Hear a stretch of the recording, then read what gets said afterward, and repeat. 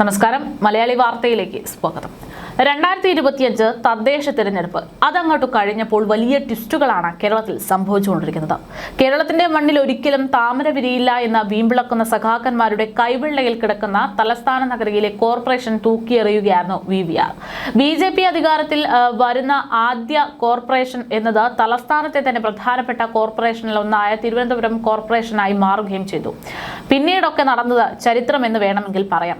അധികാരത്തിലേറി അന്ന് മുതൽ ഭരണത്തിൽ ഇന്ന് ഇറങ്ങിയിട്ട് പോലും ഇന്നും അഴിമതി ആരോപണ പരാതികൾ ഉയരുന്ന ഒരാളാണ് മുൻ മേയറായിട്ടുള്ള ആര്യ രാജേന്ദ്രൻ. ആ ആര്യ രാജേന്ദ്രനെ പോലെ വിവാദങ്ങളിലേക്ക് തള്ളിവിടാൻ VV രാജേഷിനെ ഉപയോഗിക്കാമെന്ന് പറഞ്ഞുകൊണ്ട് വിവാദമുണ്ടാക്കാൻ വേണ്ടി കണ്ണിൽ എണ്ണയൊഴിച്ച് കാത്തിരിക്കുകയാണ് പ്രതിപക്ഷ പാർട്ടികൾ. പക്ഷേ മേയർ കസേരയിൽ കയറിയിരുന്ന ആ സമയം മുതൽ VV രാജേഷിന്റെ പ്രവർത്തനങ്ങളെല്ലാം ഈ നാട്ടുകാരെയും ഈ ജനങ്ങളെയും ഞെട്ടിക്കുകയാണ്.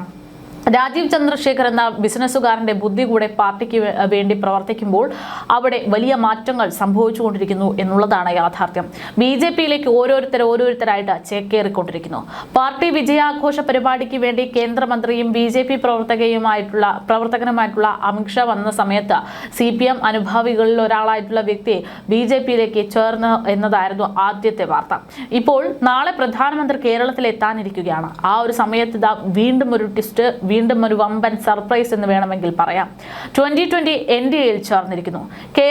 രാഷ്ട്രീയ കേരളത്തെ അമ്പരപ്പിച്ച കിറ്റെക്സ് MD സാബു ജേക്കബ് നയിക്കുന്ന 2020 ആണ് ഇന്ന് NDAയിലേക്ക് ചേർന്നിരിക്കുന്നത്. BJP സംസ്ഥാന അധ്യക്ഷൻ രാജീവ് ചന്ദ്രശേഖരനാണ് ഈ തീരുമാനത്തിന് പിറകിലെന്നും അദ്ദേഹമാണ് ഈ തീരുമാന പ്രഖ്യാപനം നടത്തിയതെന്നുമാണ് വിവരം.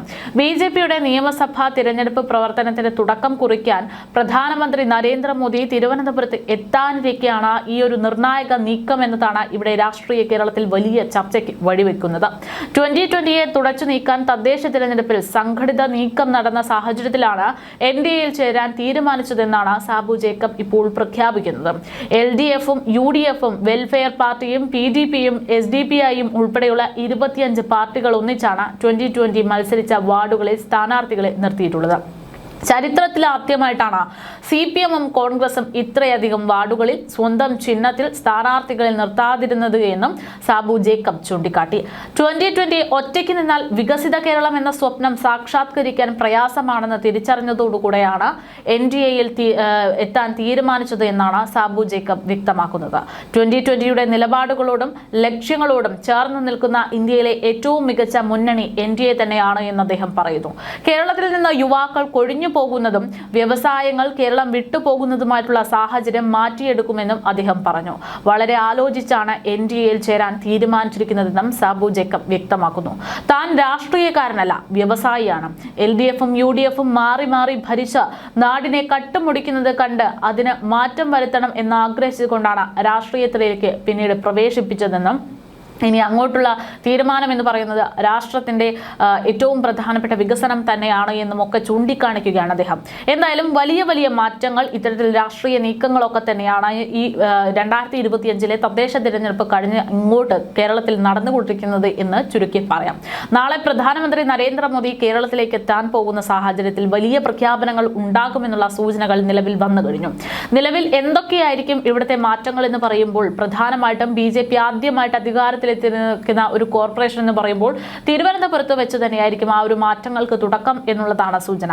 പ്രധാനമന്ത്രി വരുന്നതിന് മുമ്പ് അമിത്ഷാ വന്നപ്പോൾ അടക്കം പ്രധാനമായിട്ടും പറഞ്ഞിരുന്നത് കേരളത്തിലൊരു മാറ്റം എന്ന് പറയുമ്പോൾ പ്രധാനമായിട്ടും വികസനം തന്നെയാണ്. പക്ഷെ അതൊരു സുസ്ഥിര വികസനമായിരിക്കണം എന്നുള്ളതാണ് തങ്ങളുടെ ലക്ഷ്യമെന്നാണ് അവർ വ്യക്തമാക്കുന്നത്.